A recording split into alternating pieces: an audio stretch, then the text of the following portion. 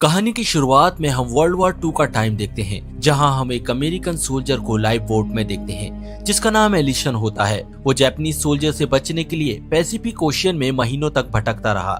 महीनों भटकने के बाद फाइनली उसे एक टापू दिखाई दिया। उसने तुरंत अपनी बोट को किनारे लगाया और इंसानी बस्ती को उस टापू पर ढूंढने लगा। उसे खतरा था कि यहाँ पर कहीं जापानीज सोल्जर ना हो, इसलिए वो चुपचाप इस टापू पर इधर उधर ढूंढने लगता है। काफी ढूंढने पर उसे इस टापू पर कोई भी दिखाई नहीं दिया, लेकिन उसे आगे चलने पर एक चर्च दिखाई दी, जिसे देखकर वो सोच में पड़ जाता है कि इतने वीराने टापू पर ये चर्च क्या कर रही है। तभी उसमें से एक नन बाहर निकलती है। नन एलिसन को देखकर डर जाती है। एलिसन बोला कि डरने की कोई बात नहीं है, मैं जापानीज नहीं बल्कि अमेरिकन सोल्जर हूँ। और वो उससे पूछता है कि तुम यहाँ पर कितने लोग रहते हो। वो बताती है कि मैं यहाँ पर सिर्फ अकेली रहती हूँ। एलिसन को यहाँ पर थोड़ा सा सेफ फील होता है, इसलिए वो उस नन के साथ अंदर चला जाता है। नन यहाँ पर उसे आगे बताती है कि वो अपने साथियों के साथ इस टापू पर कुछ लोगों को बचाने आई थी। उसे पता चला था कि यहाँ पर काफी सारी नन्स हैं, इसलिए वो अपने बड़े धर्म गुरुओं के साथ यहाँ पर धर्म का प्रचार करने के लिए आई थी। लेकिन जब तक वो यहाँ पर आए, सारी नन वहाँ से गायब थी। उन्हें लगता है कि या तो जापानीज सोल्जर्स ने उन नन को बेच दिया है या फिर उन सभी लोगों को मार डाला है। अब केवल अकेली मैं ही इस टापू पर बची हूँ। मेरे साथियों को लगता है कि जापानीज लोगों ने मुझे भी मार डाला होगा, इसलिए किसी ने भी मुझे ढूंढने की कोशिश नहीं की। वो यहाँ पर खाना पकाकर एलिसन को देती है। एलिसन काफी टाइम से भूखा था, इसलिए वो वहाँ पर खाना खाने लगता है। अगले दिन एलिसन उठा तो उसने देखा कि वो वहाँ पर पूजा कर रही थी। इसके बाद वो अपने खाने का इंतजाम करने के लिए उस आइलैंड पर निकल जाते हैं। यहाँ पर ये दोनों कुछ नारियल के पेड़ों से फल तोड़कर नारियल पानी को पीते हैं, लेकिन नारियल का पानी पीने के बाद भी एलिसन की भूख नहीं मिटती। उसे कुछ प्रोटीन की जरूरत होती है, इसलिए वो समुद्र के पास आ जाता है और वहाँ पर एक टर्टल को देख लेता है। उस टर्टल को पकड़ने के लिए अपनी लाइफ बोट में उसके पीछे भागने लगता है, जहाँ पर वो नन भी उसके साथ आ जाती है। काफी कोशिश करने के बाद भी वो टर्टल उसके हाथ नहीं लगता, लेकिन एलिसन तुरंत पानी में कूदकर उस टर्टल को पकड़ लेता है और यहाँ पर उस टर्टल को पकड़कर ये लोग पकाकर खाने लगते हैं और दोनों बैठकर एक दूसरे को अपने पास्ट लाइफ के बारे में बताते हैं। जहाँ पर नन उसे बताती है कि वो अनाथ है और इसीलिए उसने भगवान की भक्ति के रास्ते को चुना। तो एलिसन बताता है कि वो भी एक अनाथ है, इसीलिए उसने देशभक्ति का रास्ता चुना और वो बड़ा होकर आर्मी को ज्वाइन कर लेता है।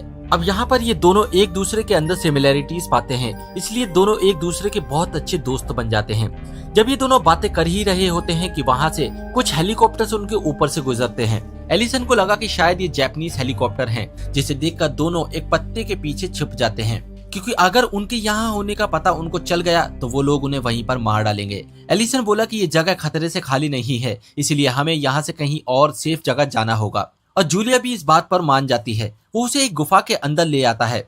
अब एलिसन और जूलिया पूरी रात उसी गुफा में बिताते हैं। तभी उन दोनों को वहाँ पर बॉम्ब के फटने की आवाज आती है। एलिसन जब बाहर निकल कर देखता है तो उसे पता चलता है कि इस टापू पर बहुत सारे जापानीज सोल्जर का हमला हो चुका है और उन्हें यहाँ पर कुछ अमेरिकन सोल्जर्स का पता चला है, इसलिए वो यहाँ पर बमबारी कर उन सभी को मारना चाहते हैं, जिससे एलिसन और जूलिया बहुत ज्यादा डर जाते हैं। जूलिया यहाँ पर गॉड से प्रेयर करने लगती है। शाम को जब फाइनली बमबारी रुकी तो वो दोनों बाहर आते हैं। उन्होंने देखा कि इस आइलैंड पर सब कुछ नष्ट हो चुका है। उनका घर, चर्च, सब कुछ उन लोगों ने बमबारी में जला दिया था। जूलिया चर्च को जलता देख बहुत ज्यादा उदास हो जाती है, क्योंकि वो चर्च उसकी आखिरी उम्मीद थी। तभी उन्हें समुद्र में कुछ जापानीज सोल्जर्स भी दिखाई देते हैं, जो इस टापू की तरफ बढ़ते आ रहे थे। अब इतने सारे जापानीज सोल्जर्स की फौज आते देख एलिसन और जूलिया वापस से उस गुफा के अंदर चले जाते हैं। यहाँ पर एलिसन अपने पास एक चाकू को रखकर जूलिया को साइड में छुपने के लिए कहता है, ताकि जैसे ही वो जापानीज सोल्जर्स उस गुफा के अंदर आए वो तुरंत उन्हें लड़कर मार डाले। लेकिन किस्मत से जापानीज बिना गुफा में आए ही वहाँ से निकल जाते हैं। यहाँ पर जूलिया एलिसन को कहती है कि मैं अपने आप को जापानीज सोल्जर्स के हवाले कर दूंगी। मैं एक महिला हूँ और नन हूँ, ये देखकर शायद वो मुझे कुछ ना कहें और तुम मौका देखकर यहाँ से भाग सकते हो। लेकिन एलिसन ऐसा करने से बिल्कुल मना कर देता है। वो बोलता है कि तुम्हारे साथ ये लोग कुछ भी कर सकते हैं और मैं अपनी जान बचाने के लिए तुम्हारी जान को खतरे में नहीं डाल सकता। शाम को जब सारा माहौल ठंडा हुआ तो एलिसन चुपचाप से नदी के किनारे आकर अपने खाने का इंतजाम करने लगता है। वो यहाँ पर मछली पकड़ने की कोशिश करता है। जब वो मछली पकड़ ही रहा था कि तभी कुछ जापानीज सोल्जर्स वहाँ पर आ जाते हैं। दरअसल वो सभी लोग वहाँ पर पेट्रोलिंग कर रहे थे, जिसकी वजह से एलिसन को वहीं पर छुपना पड़ता है और वो मछली नहीं पकड़ पाता। वो अपने शरीर पर काली मिट्टी को लगाकर वहीं पर छुप जाता है ताकि जापानीज सोल्जर्स उसे पकड़ ना पाएं। लेकिन उसे किसी भी तरीके से खाने का इंतजाम करना था, इसलिए वो अपनी जान को जोखिम में डालकर उन जापानीज सोल्जर्स के कैंप में चला आता है। उसे जिंदा रहने के लिए किसी भी हाल में खाने की जरूरत थी, इसलिए वो उनके फूड स्टोर में आ गया। यहाँ पर वो जल्दी जल्दी काफी सारा खाना इकट्ठा करने लगता है, लेकिन तभी वहाँ पर कुछ जापानीज सोल्जर्स आ जाते हैं, जिसकी वजह से उसे ना चाहते हुए भी पूरी रात उसी कैंप में गुजारनी पड़ती है। अगली सुबह जब एलिसन नहीं आया तो जूलिया बहुत ज्यादा परेशान हो जाती है और वो गुफा से बाहर निकलकर उसे ढूंढने के लिए चली जाती है। लेकिन तभी उसे कुछ गोलियों के चलने की आवाज आई। उसे लगा कि शायद एलिसन उनके हमले में मारा गया है, इसलिए वो बहुत ज्यादा परेशान हो जाती है और उदास होकर वहीं पर रोने लगती है। कि थोड़ी देर बाद हम देखते हैं कि एलिसन वहाँ पर आ जाता है। वो जूलिया को बाहर देखकर काफी ज्यादा नाराज होता है और उसे वहाँ पर डांटने लगता है कि फिर कभी भी तुम मेरी परमिशन के बिना गुफा से बाहर नहीं निकलोगी। वो यहाँ पर उसे बहुत सारा खाना देता है। यहाँ पर जूलिया उसे प्रॉमिस करती है कि वो उसके परमिशन के बिना गुफा से बाहर नहीं निकलेगी। अब जूलिया और एलिसन उस गुफा के अंदर काफी अच्छा टाइम स्पेंड करते हैं, क्योंकि उनके पास खाने के लिए काफी सारा सामान था। अगले दिन एलिसन चुपके से एक कंघी और एक रेड फूल को लाकर जूलिया को देता है, क्योंकि एलिसन मन ही मन कहीं न कहीं उसे पसंद करने लगा था। कंघी और फूल को देखकर जूलिया बहुत ज्यादा खुश हो जाती है। अगले दिन हम देखते हैं कि एलिसन नन को प्रपोज कर देता है और वो कहते हैं कि तुम इस नन के काम को छोड़कर मुझसे शादी कर लो, क्योंकि मैं तुम्हें बहुत ज्यादा पसंद करता हूँ और मैं तुम्हें हमेशा खुश रखूंगा। लेकिन जूलिया ऐसा करने से बिल्कुल मना कर देती है। वो बोलती है कि अगर कोई भी लड़की एक बार नन बनकर वापस उसी जीवन में जाती है तो गॉड उसे कभी भी माफ नहीं करते हैं और मरने के बाद उसकी आत्मा इसी धरती पर भटकती रहती है। लेकिन वो यहाँ पर बताती है कि हमें नन बनने से पहले 5 साल का समय दिया जाता है, ताकि हम ये डिसाइड कर सकें कि हमें नन बनना है या नहीं। और मेरे 5 साल पूरे होने में अभी भी 1 महीना बाकी है। अगली सुबह हम देखते हैं कि जापानीज सोल्जर्स उस आइलैंड से जा चुके थे, जिसे देखकर एलिसन और जूलिया बहुत ज्यादा खुश होते हैं। अब एलिसन उन जापानीज सोल्जर्स के कैंप में जाकर काफी सारा सामान इकट्ठा कर लेता है। यहाँ पर उसे काफी सारी ड्रिंक्स की बोतल्स भी मिलती हैं। जूलिया और एलिसन अब इस टापू पर अकेले थे। यहाँ पर एलिसन जापानीज लोगों की दारू को पी लेता है। दारू पीने के बाद एलिसन अपना आपा खो बैठता है और वो यहाँ पर जूलिया को काफी उल्टी सीधी बातें बोलने लगता है। वो कहता है कि तुम्हें नन बनकर क्या ही मिलेगा और तुम वापस से उसी पुराने जीवन में आ जाओ और मुझसे शादी कर लो। लेकिन जूलिया उसकी बातों से बहुत ज्यादा नाराज हो जाती है। यहाँ पर एलिसन उसके साथ जबरदस्ती करने की कोशिश भी करता है, जिसकी वजह से जूलिया डर कर वहाँ से भाग जाती है और वो एक खुले आसमान के अंदर ही सो जाती है। यहाँ पर शराब की वजह से एलिसन अपने होश खो चुका था। अगले दिन जब उसे होश आया तो उसने पाया कि जूलिया वहाँ पर नहीं होती और वो उसे ढूंढने के लिए जंगल में निकल जाता है। तभी उसने पाया कि जूलिया एक पेड़ के नीचे अकेली पड़ी होती है। पूरी रात खुले में और पानी में भीगने की वजह से उसकी तबीयत बहुत ज्यादा खराब हो जाती है। अब किसी भी तरीके से उसे जूलिया की जान को बचाना था कि तभी उसने पाया कि यहाँ पर जापानीज सोल्जर्स वापस आ चुके थे। लेकिन जूलिया की जान को बचाना था, इसीलिए वो अपनी जान को जोखिम में डालकर उनके कैंप से कुछ कंबल को चुरा लाता है और यहाँ पर वो जूलिया के कपड़े चेंज कर उसे गरमाई देता है। 2 दिन बाद जब जूलिया को होश आया तो उसने पाया कि उसके सभी कपड़े उसके शरीर से उतरे हुए थे, जिसे देखकर वो बहुत ज्यादा नाराज होती है।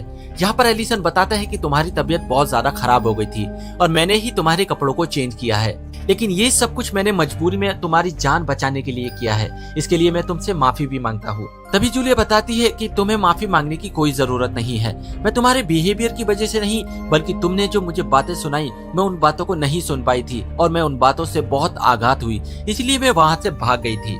अब यहाँ पर बहुत ज्यादा बमबारी शुरू हो जाती है, जिससे पता चलता है कि उनका अंदाजा गलत था। दरअसल जापानीज सोल्जर्स यहाँ पर वापस आ चुके थे और वो और ज्यादा खतरनाक हो चुके थे और वो सभी जगह पूरे आइलैंड पर बम को बरसाना शुरू कर देते हैं। दरअसल एलिसन जब कंबल लेने गया था तो उसने उनके एक साथी को मार दिया था, जिसकी लाश जापानीज सोल्जर्स को मिल चुकी थी। अब वो उसके कातिल को ढूंढने के लिए पूरे आइलैंड को तहस नहस कर देते हैं और सभी तरफ बमबारी करना शुरू कर देते हैं, जिसे देखकर एलिसन और जूलिया बहुत ज्यादा डर जाते हैं। अब उन्हें लगने लगा था कि उनकी मौत बहुत ज्यादा करीब है और जापानीज सोल्जर जल्द ही उन लोगों को ढूंढकर उन्हें मार डालेंगे। यहाँ पर जूलिया डरकर भगवान से प्रेयर करने लगती है। इधर हम देखते हैं कि फाइनली जापानीज लोग उनकी गुफा को ढूंढ लेते हैं, जहाँ पर वो उन्हें फाइनल वार्निंग देते हैं कि अगर तुम लोग गुफा से बाहर नहीं आए तो हम लोग बम लगाकर इस गुफा को उड़ा डालेंगे। एलिसन और जूलिया लगभग अंतिम सांसों पर होते हैं कि तभी वहाँ पर बहुत तेज तेज आवाज आने लगती और बमबारी की आवाज सुनाई देने लगती है, जिससे एलिसन को पता चल जाता है कि यहाँ पर अमेरिकन सोल्जर्स आ चुके हैं, जिससे बचकर वो सभी जापानीज सोल्जर्स वहाँ से भागना शुरू कर देते हैं। लेकिन एलिसन को पता होता है कि जापानीज लोगों ने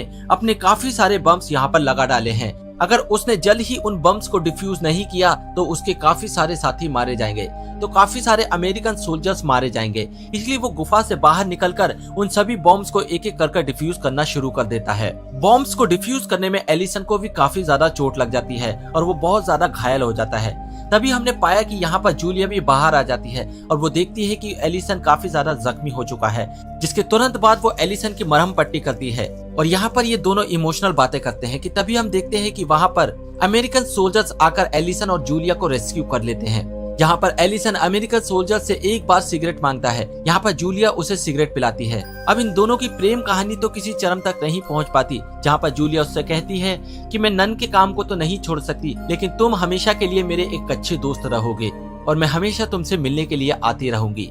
जिसके बाद हम देखते हैं कि ये कहानी यहीं पर खत्म हो जाती है। दोस्तों, आपको ये मूवी कैसी लगी मुझे कमेंट सेक्शन में जरूर लिखें।